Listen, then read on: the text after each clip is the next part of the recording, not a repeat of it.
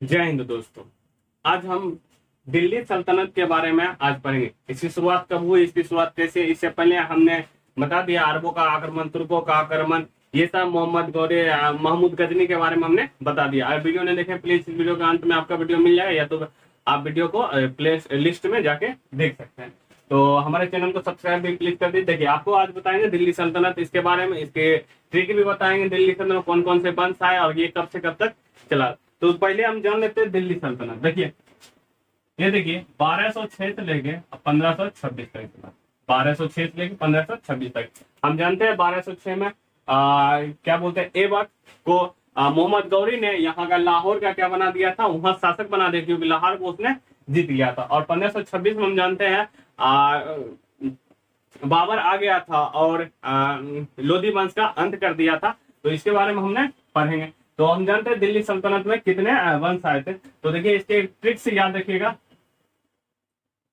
गुल खिले तो साल, ये देखिए में गुल खिले तो साल में, गुल खिले तो साल में। तो यहाँ देखिए ध्यान रखें, गुल से गुलाम बन, गुल से गुलाम बन, खिल से खिलजी बन, खिल से खिलजी बन, तो से तुगलक बन, तो से सैयद बन, और लो से लोधी बन, और अंततः मुगल।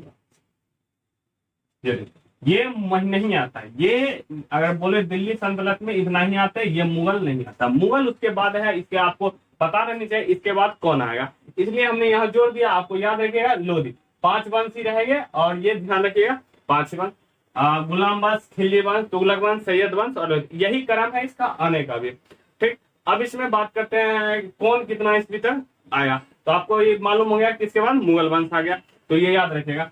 अधिक गुलाम वंश हम यहाँ देखें 1206 से स्टार्ट हुआ और 1290 तक रहा। कितना तक रहा? 1206 से लेके 1290 तक रहा। अब ये 1200 में खत्म हो जाएगा, 1200। अब ये 1290 से लेके 30 साल रहा, यानी कि 20 जो दिए 1320 ईस्वी तक ये रहा। अब 1320 ईस्वी से ये स्टार्ट हो जाएगा, 1320 ईस्वी से 94 साल रहेगा। जिसमें 94 देखिए जोड़ दिए तो 4 11 4, मतलब 14 वर्ष, यानी 14 से 14 वर्ष तक ये रहेगा। अब 14 से 14 वर्ष तक रहेगा तो ये अब 37 साल तक रहता है अगला ये। तो इसमें जो एक यहाँ देखिए, पहले इसको लिख लेते हैं यहाँ 14 से लेकर इसमें 37 एक, उसके बाद 4 1 5, 1451 तक। और अंततः लोधी वंश रहता है 1526।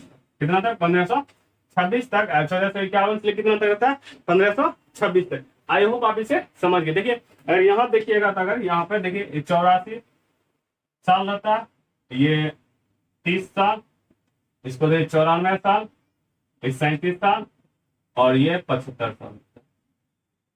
ठीक, देखिए इसमें ये देखिए आपको दिख गया होगा। तो अगर आप देखिए अब इसमें याद करने का ट्रिक क्या, अब याद कैसे करेगा, सबसे कम वर्ष रहा कौन। देखिए सबसे कम वर्ष देखिए, सबसे ज्यादा पहले याद कर दीजिए। तो सबसे ज्यादा है तुगलक वंश। तुगलक वंश देखिए कितना, 94 साल। ये कितना साल रहा? 94 साल। तुगलक वंश के याद किस रहेगा कि सबसे ज्यादा कौन है। तो आपको ये ट्रिक याद हो गया। दिल्ली सल्तनत का कौन कौन से राज्य थे? गुलाम वंश, गुल खिले तो साल में, गुल खिले तो साल में मतलब मुगल वंश उसके बाद आ जाएगा। तो गोल मतलब गुलाम, खिलजी, तुगलक, सैयद, लोधी, उसके बाद मुगल वंश। ठीक, ये देखिए यहाँ 80। अब याद कैसे रखिएगा, ये 3 अक्षर 2 अक्षर देखिए, इसमें सबसे अधिकतम किसके थे? 4 अक्षर। तो तुगलक वंश के तो सबसे अधिक 4 तो वही सबसे ज्यादा है। ये ट्रिक है ना, ये एक समझ लीजिए ये ट्रिक। तो ये 4 है सबसे ज्यादा, तो सबसे ज्यादा।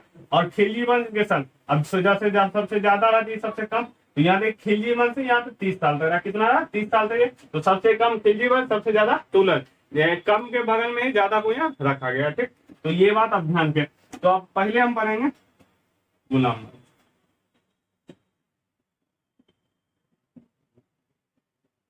अब देखिए आपको पता होनी चाहिए गुलाम वंश की स्थापना हुई तो हुई कैसे। आप अगर वीडियो प्लीज नहीं देखे, जाके उस वीडियो को देख लीजिए। हम जानते हैं मोहम्मद गौरी।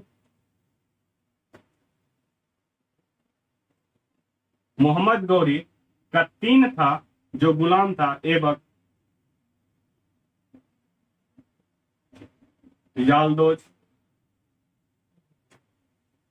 और खुवाजा, ये 3। ऐबक हम जानते हैं मोहम्मद बिन भारत आया और वहां बंगाल में वो पंजाब में जाके लाहौर को भी जीता और उससे संबंधित वहां हराया भी। तो यहाँ पे यालदोज और यहाँ पर खुवाजा। अब देखिए ये जो 3 है, अब यहाँ पर शासन किया, अब इसको यहाँ पर ऐसा ही तो नहीं ना राज पर छोड़ देगा, क्यों जीता है कि ये तो खुद तो यहाँ रहेगा ना, किसको इसका मेन मकसद यहाँ था ना। तो उसने क्या किया, अपना एक चहेता गुलाम ऐबक को यहाँ पर छोड़ दिया। तो यालदौज को क्या किया, वहां गजनी ले गया, वहां दे दिया। अब उसके बाद यहाँ क्या ये खुवाजा को दे दिया गजनी, और मुल्तान जो था इसका दे दिया। तो ये बात ध्यान था, हमको पढ़ना है यहाँ ऐबक के बारे में। किसके बारे में पढ़ना है, ऐबक। तो ऐबक ने गुलाम वंश की स्थापना की। इस समय इसकी राजधानी कहाँ थी, लाहौर थी। क्या थी, लाहौर।